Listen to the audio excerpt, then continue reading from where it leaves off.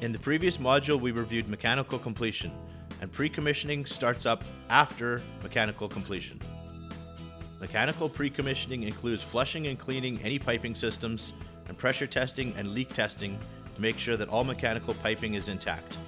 Any rotating equipment such as motors or pumps is bump tested, which means it's rotated for the first time and current draw measured, flow rates measured, and pressure limits verified. Any rotating equipment may then have an initial run-in time, where the pump or motor is left running for several hours to verify correct operation.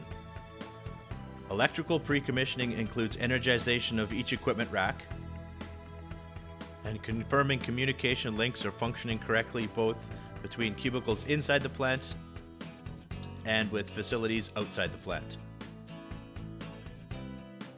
During control and protection pre-commissioning, the logic or code that was tested during factory acceptance testing is uploaded to all equipment cubicles, and protection settings are applied to protection devices. These protection settings will come from protection coordination studies that were completed by your engineering group.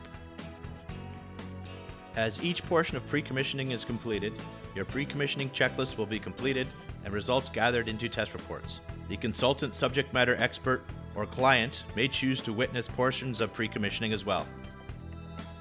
As deficiencies are identified during pre-commissioning, they are added to the previous punch list for mechanical completion. Each is categorized and all type A deficiencies are rectified. This is one of the topics covered in my 3-day mini course on commissioning and startup. To get started with the full course, please go to commissioningandstartup.com where you can sign up for free.